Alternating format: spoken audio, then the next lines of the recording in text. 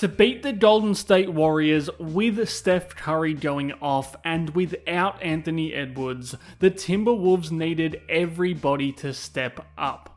Julius Randle carried a bigger burden offensively, Donte DiVincenzo made some huge shots down the stretch, but the partnership of Rudy Gobert and Jaden McDaniels anchored this very important win for Minnesota. They've only won 2 games against teams over 500 this season before this game, so they needed to find something different to get this one without Edwards there as their spearhead, and on both ends of the floor, McDaniels and Gobert powered them through this game. We think of those two players as a defensive pairing, where McDaniels is going to fight over screens to stay attached to the league's best scorers, and then fight over them again, and we know Gobert can smother drivers with his length and put a lid on the rim, and first and foremost, that's where they set the tone in this game, and really in every game for Minnesota. Whether it was the first quarter there, or in the final minute of the game here, McDaniels scrapped past these screens, and Gobert stepped up in to help consistently throughout the night. That didn't stop Curry from being Curry, but these two were the constant driving force in Minnesota's defense, as they always are. At times, a defensive win in this game was as simple as crowding Steph with these two all-world defenders and forcing someone else to beat them. There's open shots for Steph, and then there's open shots for Steph's teammates, and they are very different shots to give up as a defense. This is a perfect example here. The Warriors love starting Steph off ball and running him up off these down screen actions, but here McDaniels cheats the coverage and beats him to the spot so he can run him off the line and ask Pat Spencer to make a corner 3 instead. And even on this possession where Golden State gets the offensive rebound and Minnesota's defense has to reset into its shell, they're going to ask Golden State the same questions. McDaniels again gets into Curry's airspace and makes that catch difficult, then forces him inside the arc where Gobert is willing to rotate over and ask Pat Spencer to make that corner 3 again. Gobert then gets the rebound, and those two defensive efforts lead to fast break points going the other way. It's not always going to be a shutdown job on Steph Curry, he still had 39 points in this game, but these possessions matter. And if Gobert and McDaniels do get help from their teammates, Minnesota becomes a really tough team to score on.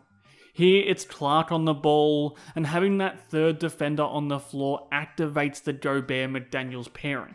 McDaniels again pushing over screens, Butler isn't a shooter, so he slips under the next ball screen. With Clark out there to handle the second side drive, McDaniels can help on a shooter, force a pass, run General Soreness off the line, and force him into a baseline drive right into where Gobert is rotating over into his kill zone at the rim. That leads to a turnover, the turnover sparks Minnesota into transition, and that's the perfect place to score when you don't have Anthony Edwards out there to power half-court offense. And really, they ended up needing Gobert and McDaniels to give them an offensive boost in this game, just as much as they needed them defensively. Randle was there all night, DiVincenzo made big shots late, but this pairing worked really well together on that side of the ball in this game. Now when it comes to Rudy Gobert, there's always times where it's going to look ugly offensively, like when McDaniels' man starts to slide over to tag Gobert on the roll here, and McDaniels uses that morsel of space to attack the baseline and draw Gobert's man toward him. It kind of gets awkward there on the pass, but that set the standard in this game for these two offensively. If you watch Minnesota regularly, you'll know that it's not always easy for them to involve Gobert in the offense, but McDaniels does seem to have that special sauce that some players do to gel with him consistently. And as much as it hurts Minnesota's offense at times trying to get Gobert and his frying pan hands into their offense, when it's done the right way, it leads to highly efficient shots. And again, without Ant there, they needed as much of that as they could get. And in this game, it really showed up when they needed it the most late in the game. They need a bucket out of a timeout when things are going wrong. It's McDaniels reeling in Gobert's man on the drive and finding him in perfect rhythm for a poster.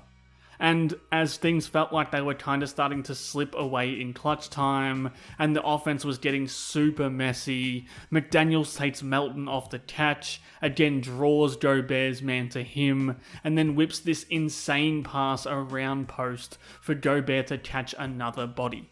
This is quietly becoming a minor theme in Minnesota's offense, and a major theme in Jaden McDaniels' breakout offensive season.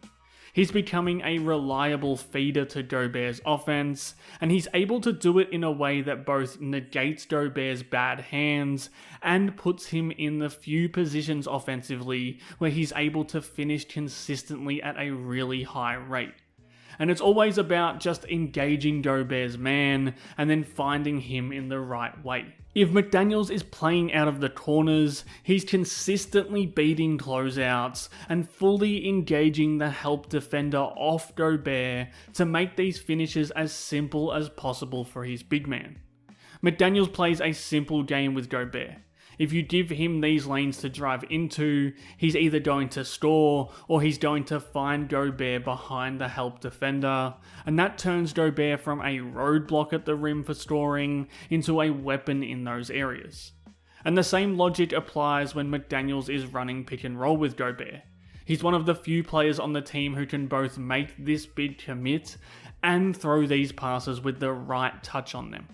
I still want to see more of McDaniels in pick and roll for this very reason. He's capable of making the defense give up these passing lanes and capable of making the passes. And what that does is keep Gobert's offensive production high enough to let his defense really shine.